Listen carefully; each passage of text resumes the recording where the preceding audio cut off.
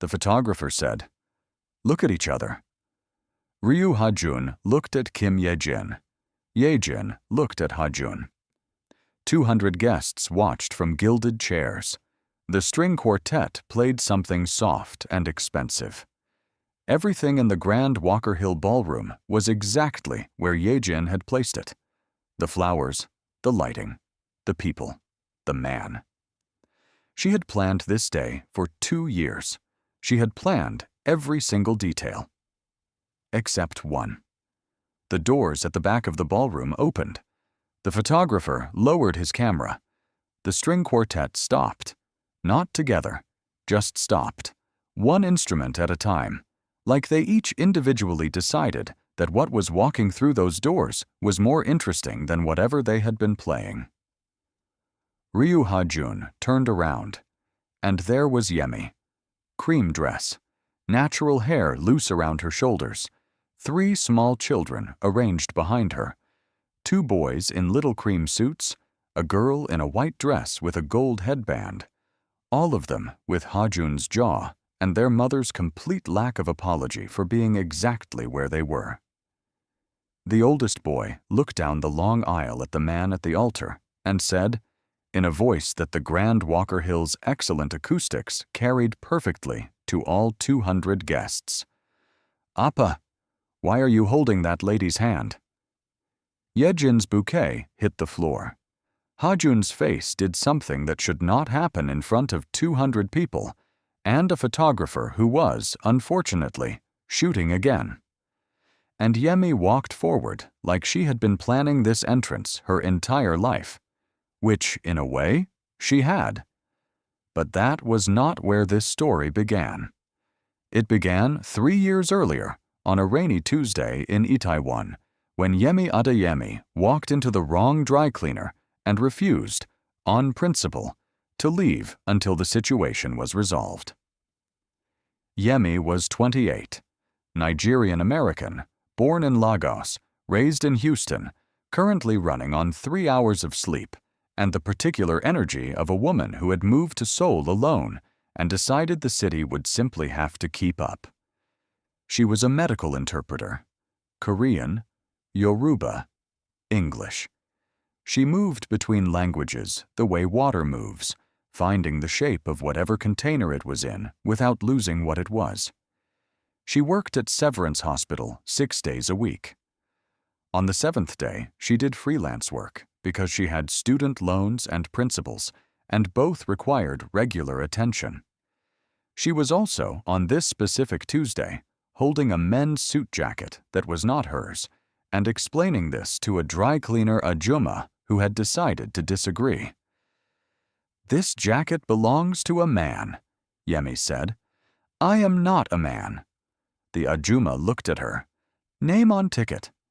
"My name is on that ticket because you switched the tickets," Yemi said. "I brought a blazer, a women's blazer. This," she held up the jacket, "is a men's suit jacket that costs more than my rent." The ajumma shrugged. 40 years of business had given her deep peace with chaos. Yemi was mid-sentence. Something about basic organizational systems and professional responsibility, when the door opened behind her and a man walked in. He looked at her holding his jacket. She looked at him. He was the kind of still that had nothing to do with relaxation. Dark suit, collar open one button, a small tattoo above the collar on the left side, eyes that assessed and usually moved on, except they had not moved on. "That is my jacket," he said. "I know," she said. "I have been explaining that for 10 minutes." He looked at the ajumma. The ajumma shrugged with the serenity of a woman who had made peace with everything. He checked his ticket. She checked hers. Switched. Obviously. Completely. "Ryu Ha-jun," he said, taking the jacket. "Yemi Adeyemi," she said. "Where is mine?" He found it, handed it over. Her blazer was, compared to his jacket, a completely different tax bracket. Neither of them mentioned this. "Thank you," she said, turning to leave. "Left lapel," he said. "Your jacket," They missed a stain. She looked. There was in fact a faint stain on her blazer's left lapel. She looked at him. How did you see that? You handed it to me 3 seconds ago. I notice things, he said. So do I, she said. She looked at his jacket. Inside left pocket. The lining is coming loose at the seam. They did not fix it. He checked. The lining was coming loose. They looked at each other for a moment. Two people who notice things, recognizing each other across a dry cleaner counter, while an Ajuma watched with the satisfaction of someone who had, in fact, switched those tickets on purpose. Not that anyone could prove this. Take it back, she said. They owe you a redo. She left. He stood in the dry cleaner and looked at the door she had walked through. The Ajuma made a small sound that was not quite a word. Mind your business, he said. But he went back to the counter. He found her again 4 days later at Severance Hospital. His lieutenant's father, oncology, a visit he made quietly and without announcement because he was not the type to perform his better qualities. She was in the cafeteria with 11 minutes for lunch, eating rice with the focused efficiency of someone racing a clock.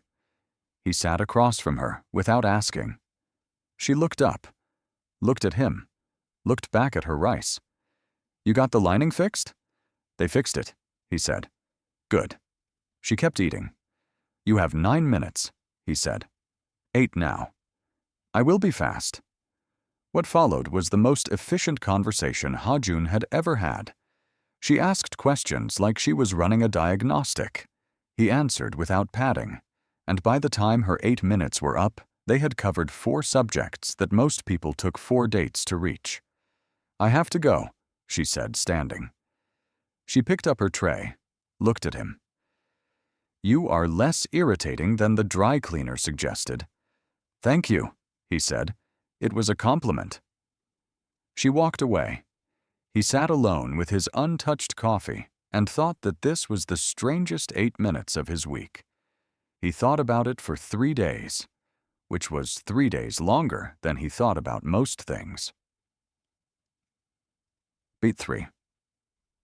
She sees his real world. She found out who he really was 6 weeks after the dry cleaner, at a restaurant in Gangnam that did not have a sign outside because its clientele did not need signs. She had worn her best dress. She had told herself 3 times this was not a date.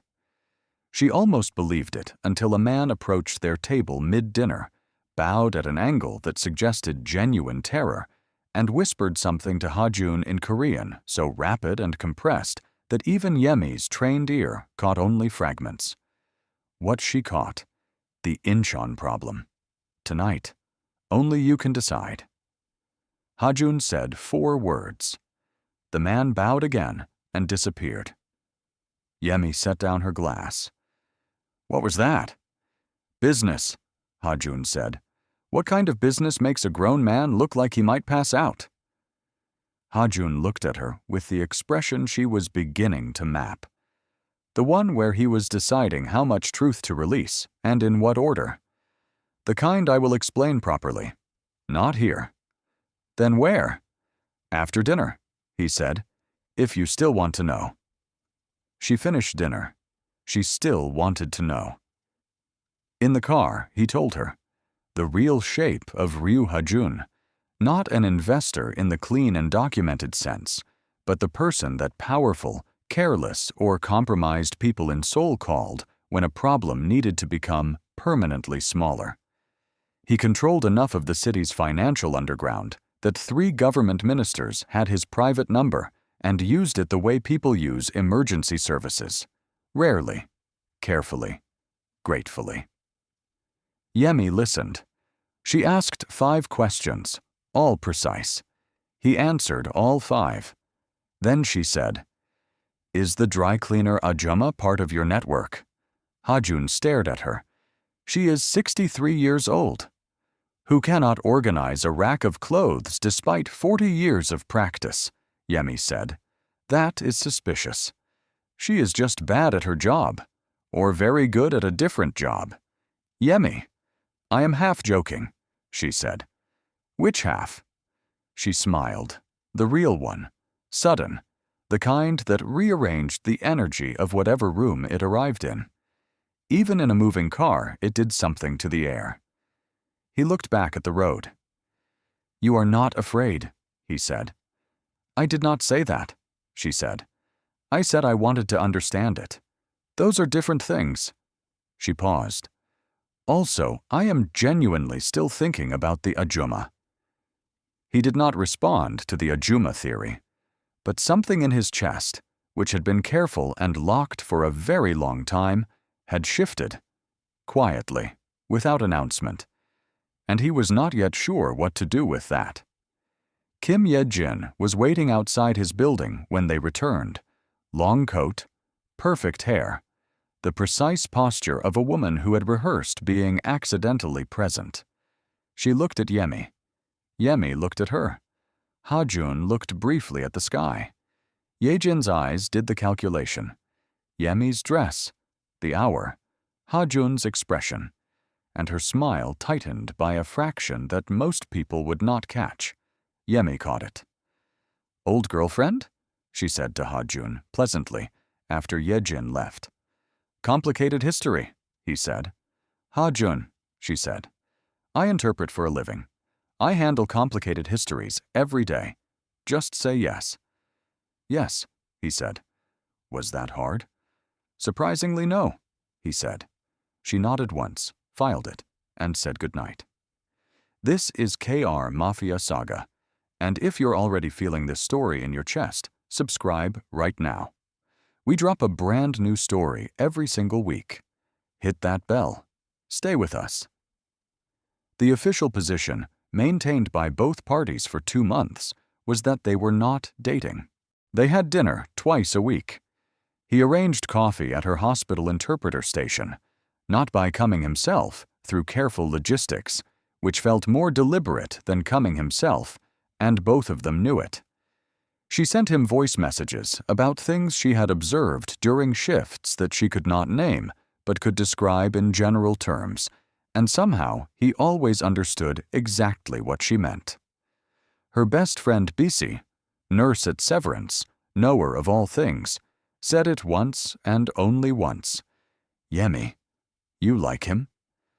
I find his company valuable, Yemi said. That is the same thing. It is not the same thing. The coffee machine on the 3rd floor interpreter station appeared 2 weeks after you mentioned the old one was broken, Bissy said. He arranged that. That could be a coincidence. Yemi. I am considering all possibilities. Girl. Bissy put down her chart. You like him. Yemi had no answer, which was, they both understood, the answer. Meanwhile, Ye-jin had been quiet. Too quiet. This was the thing about Ye-jin that Yemi would understand later. She did not fight immediately. She watched. She collected. She planned with the patient, architectural precision of a woman who understood that timing was a weapon, and she was in no hurry to fire it early. She came to the hospital once, not to cause a scene. Ye-jin never caused scenes. She was too intelligent for scenes. She found Yemi at the 3rd floor vending machine on a break and sat across from her with the warm, gracious energy of someone delivering a perfectly wrapped threat. She spoke about Ha-jun for 20 minutes, his history, his world, the particular demands of a life like his, what it required of the people inside it. She framed every sentence as concern. She was, technically, never unkind. Yemi ate a triangle sandwich through the entire conversation. When Ye-jin finished, Yemi stood up, collected her rubbish, and said, "Thank you. That was very comprehensive." She paused. "You have lipstick on your tooth. Left side." She walked away. Ye-jin sat at the vending machine and ran her tongue over her teeth, and felt, for the first time, a flicker of something that was not confidence. That evening, Yemi called Ha-jun. told him. He said, "I will handle." "I handled it," she said. "I am telling you because you should know, not because I need you to fix it." A pause. She had lipstick on her tooth. I told her, "I am counting it as a moral victory." Ha-jun was quiet for a moment. Then he laughed. Actually laughed, not the almost version, the real one. Brief, genuine, the laugh of a man who had not expected to find something funny and was slightly surprised by himself. Yemi stored it carefully. "Ha-jun?" she said. "Yes?" "What are we doing?" A pause. "Having dinner Thursday." "And after Thursday?" "The Thursday after that," he said, "and then we will see." She accepted this. She did not know yet that Yejin was already several moves ahead, and that "we will see" was a timeline Yejin intended to collapse before it could become something permanent. It became permanent anyway. It became permanent on a Wednesday in April when Ha-jun showed up at Yemi's apartment door at 11 at night, holding a container of agusi soup. She stared at it. "Where did you get agusi soup in Seoul at 11 p.m.? "I made it," he said. A silence. "You made agusi soup. You said last week you were homesick. You mentioned your mother's agusai specifically." He held out the container. "I called her." "You called my mother. She was extremely helpful. She spoke for 45 minutes. I took notes." "You took notes. It is a complex recipe." Yemi looked at this man. Dangerous, controlled, precise about everything except apparently the appropriate boundaries of recipe research. Standing at her door at 11 p.m. with handmade soup and, apparently, a 45-minute relationship with her mother, and she felt something in her chest click into place the way a lock clicks when the right key arrives. "Come in," she said. "Before I say something I cannot take back." "What would you say?" "Come in, Ha-jun." They married 8 months later.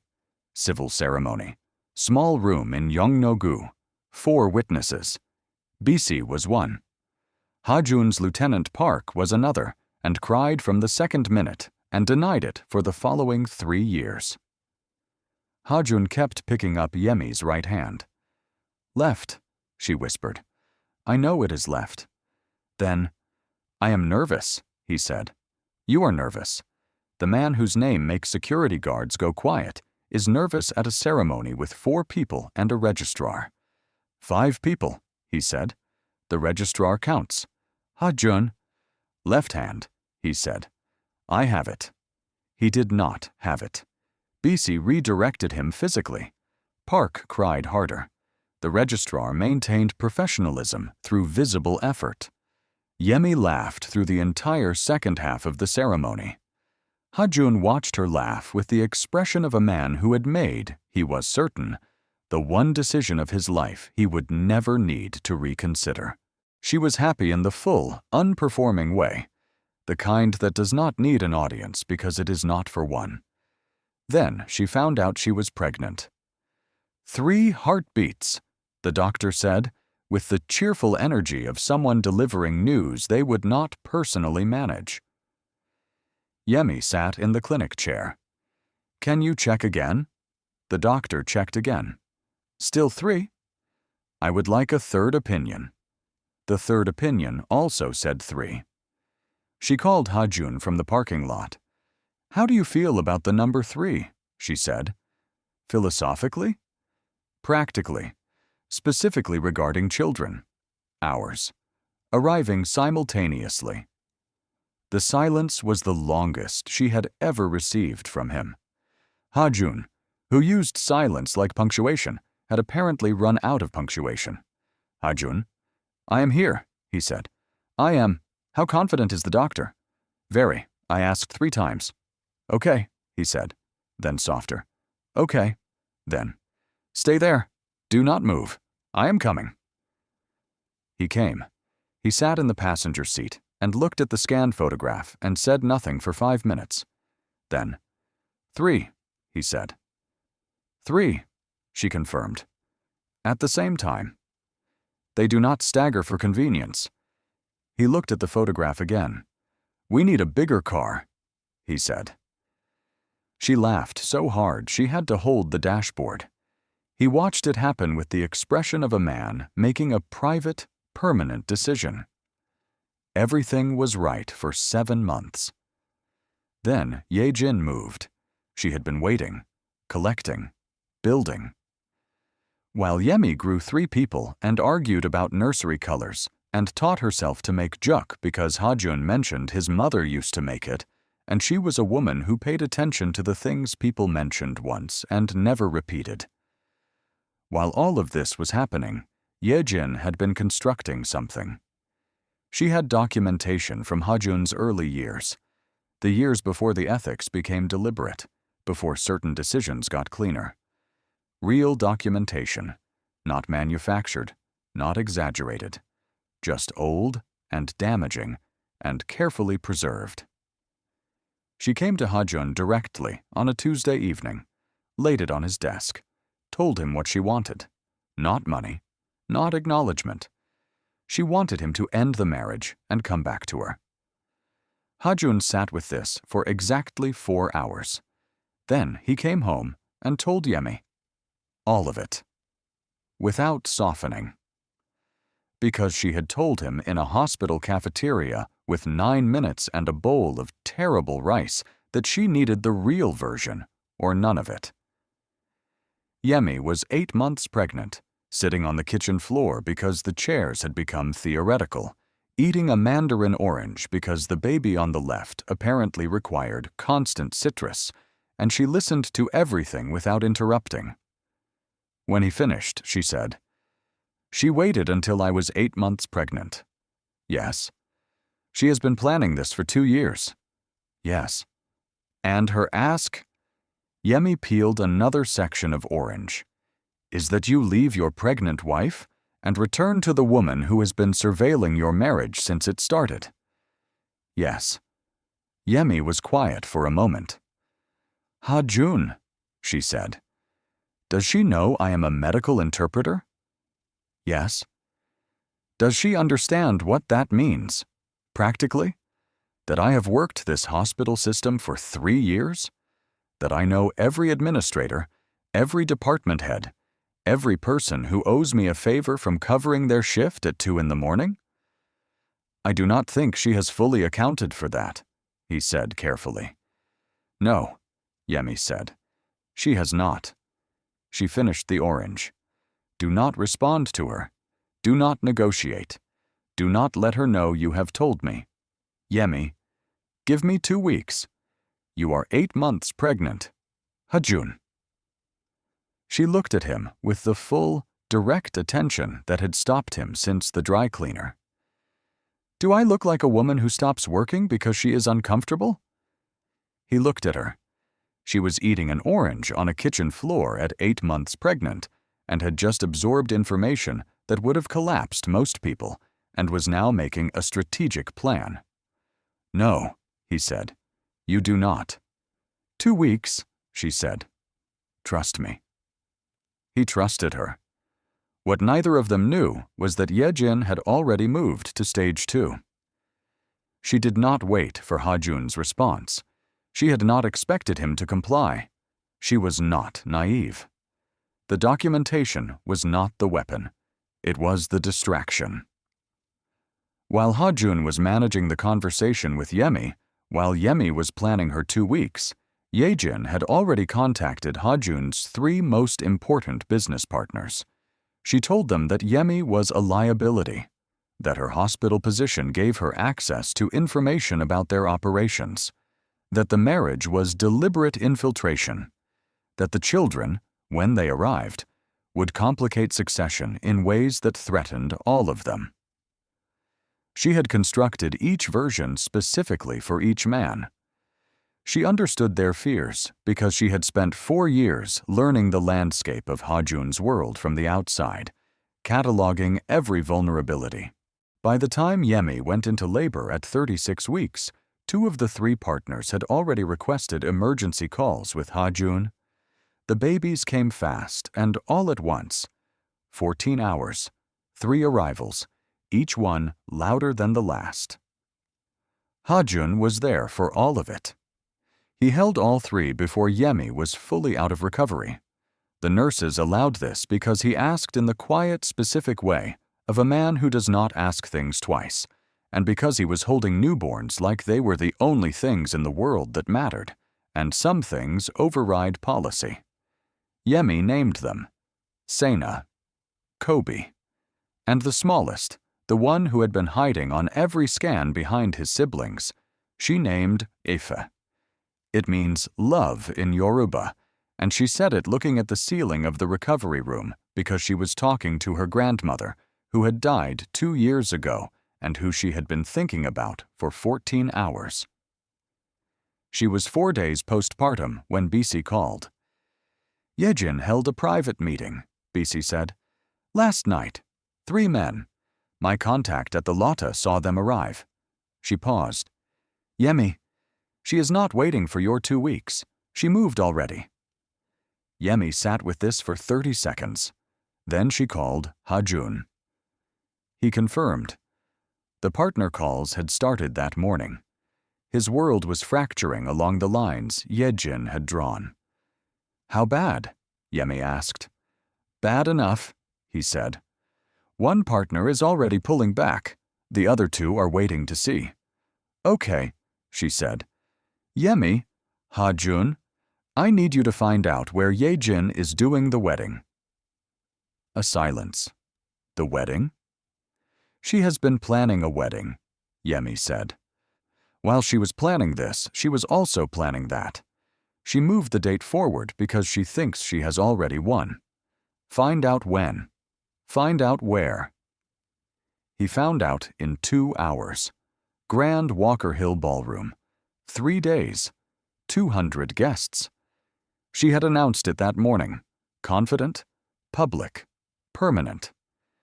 Yemi, Ha-jun said, you are 4 days a postpartum. You cannot possibly. Ha-jun. Her voice was the pleasant, certain kind that had no room for argument. Do you remember the cafeteria? 8 minutes? Terrible rice?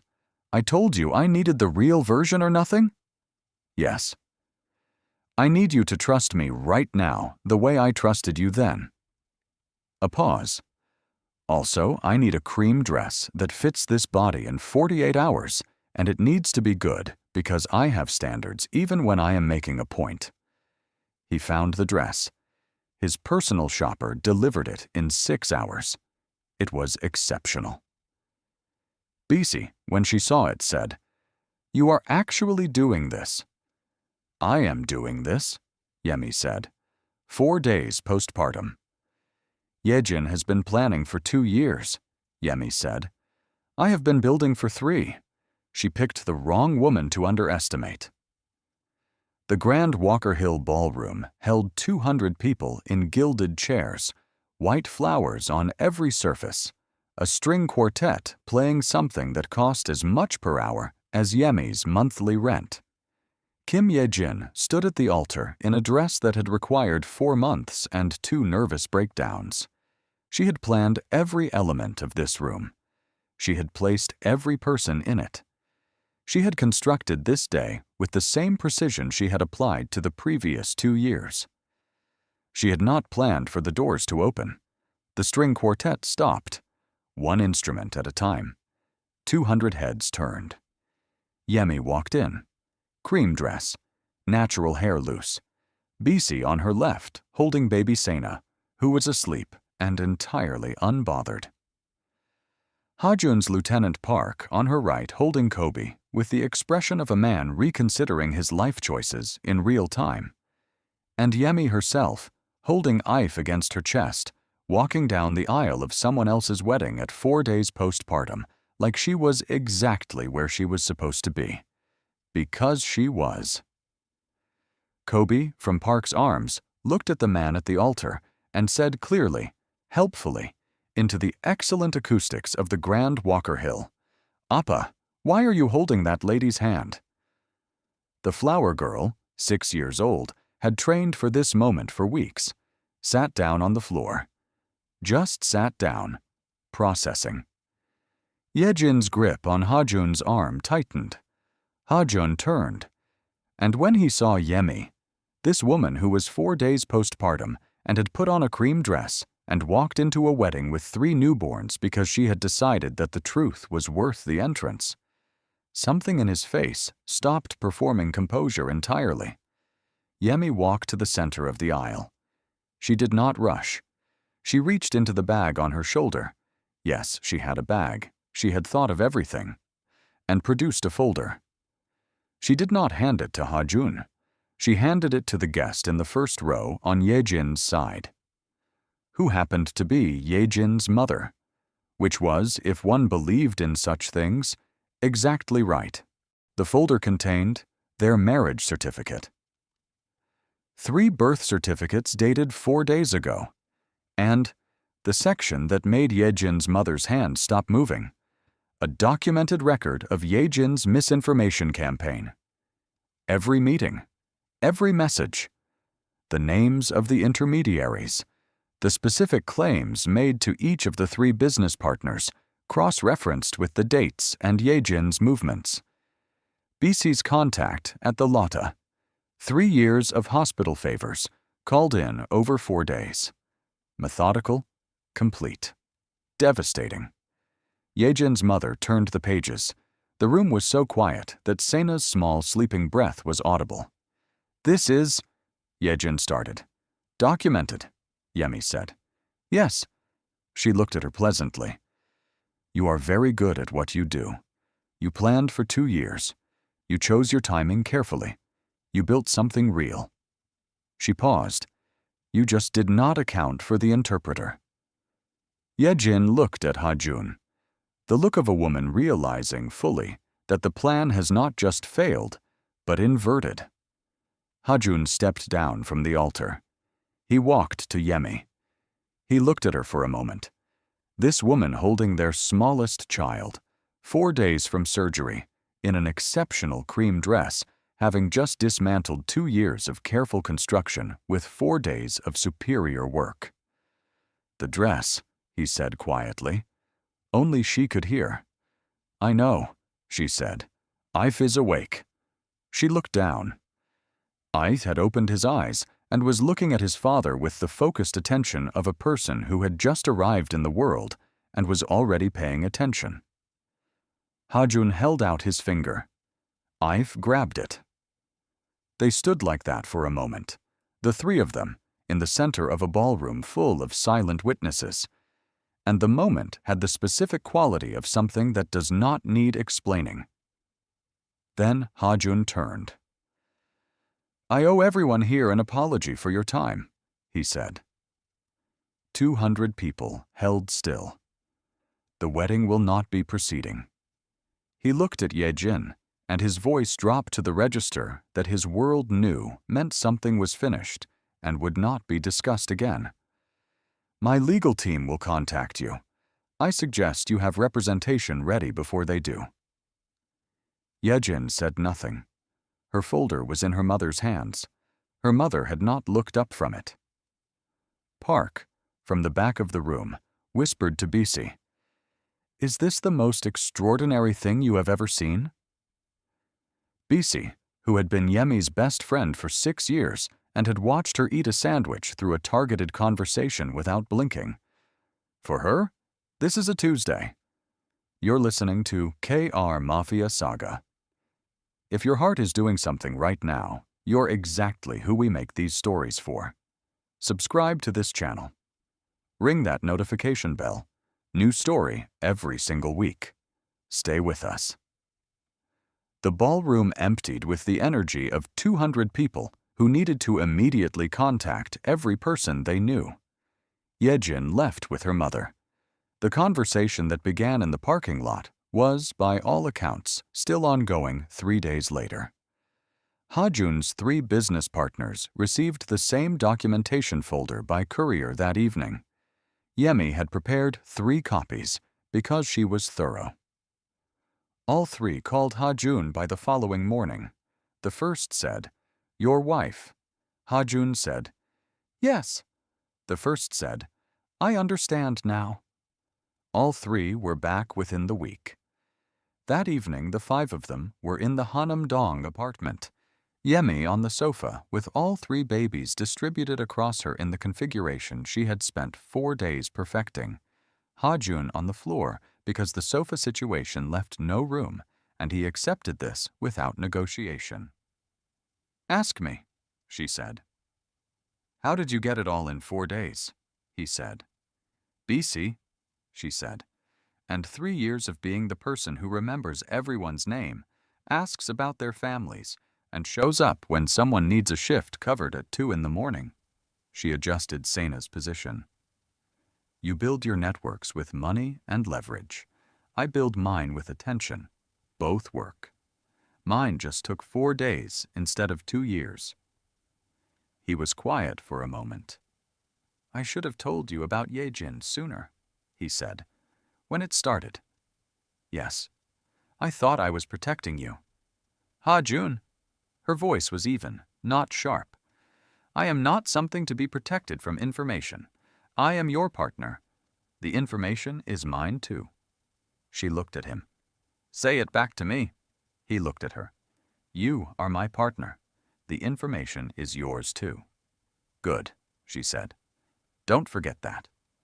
"I will not," he said. And it was not a performance.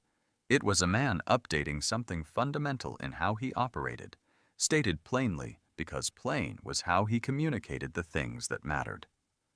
Ife made a sound. Both of them looked at him.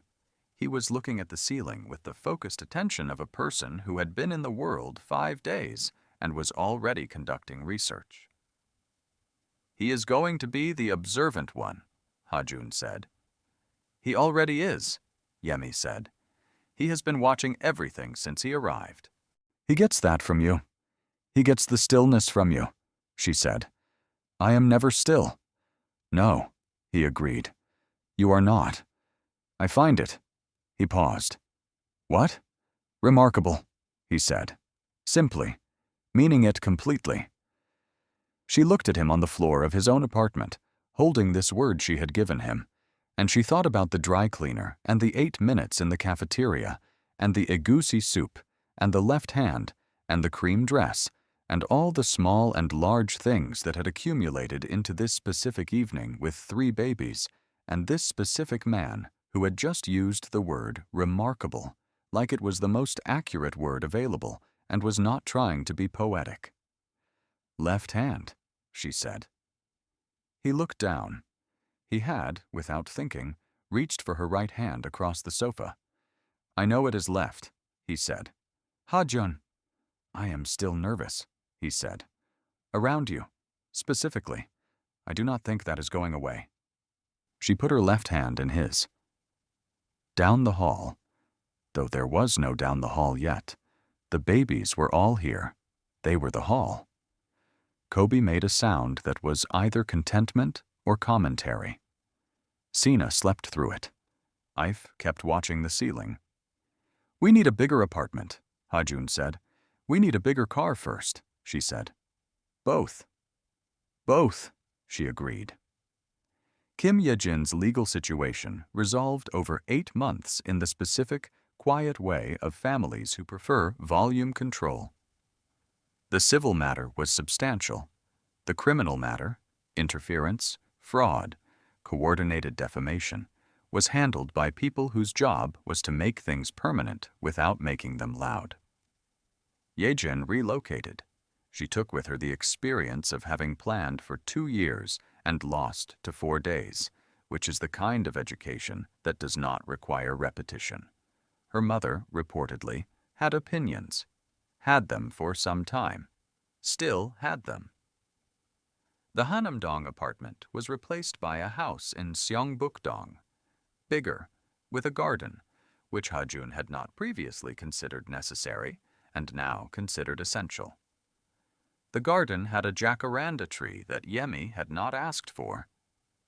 She had mentioned once in a car going past the Walker Hill 2 years ago that jacaranda was the thing she most missed about Lagos in spring, the purple of it over every street.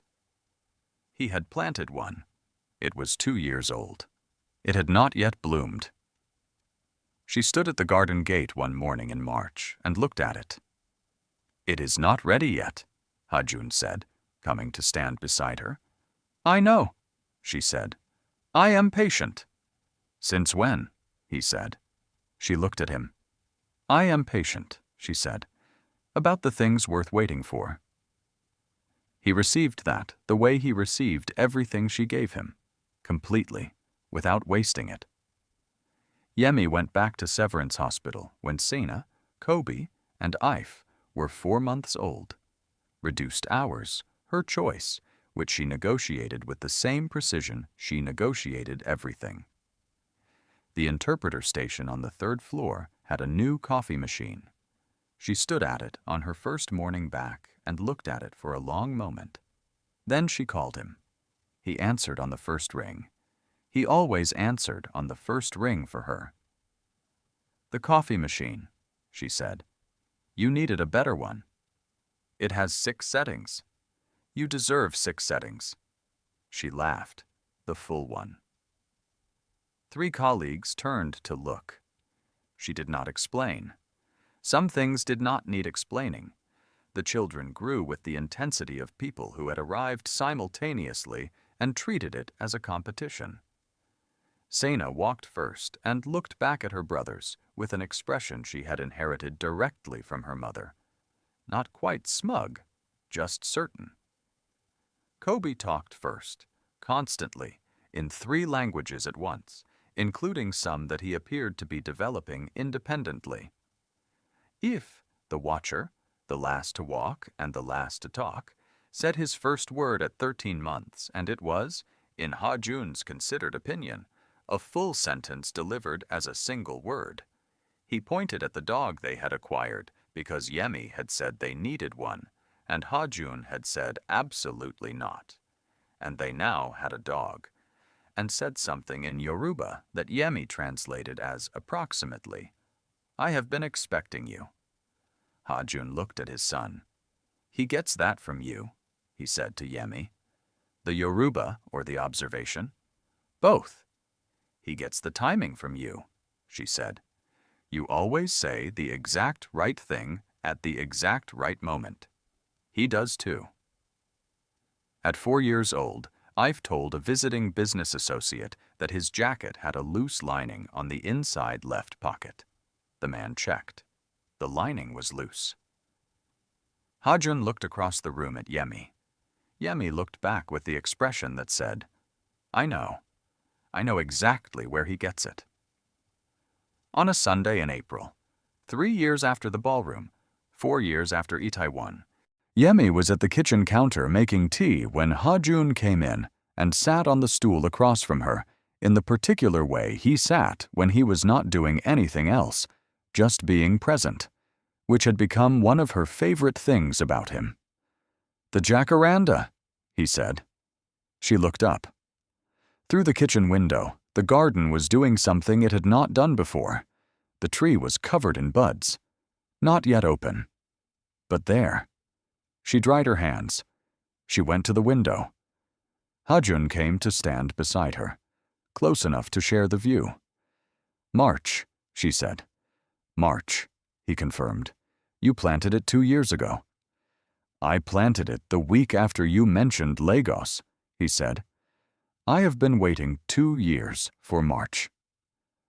She looked at the tree that was about to become what it had always been going to be, and she thought about the dry cleaner and the switch tickets and the lining coming loose and a man who noticed things, and she thought about Ife's eyes watching the ceiling on his 5th day in the world, and she thought about left hands and egusi soup and a folder handed to the exact right person at the exact right moment. She thought about what patience looked like when it was not waiting, when it was building, quietly, toward something real. "Ha-jun," she said. "Yes." "Left hand." He looked down. He had, without thinking, been reaching for her right hand. "I know it is left," he said. Then, "I told you," he said. "I am still nervous. Around you. Specifically. I have accepted that this is permanent." She put her left hand in his. Outside, the jacaranda waited for one more week of warmth. Inside, down the hall, something crashed.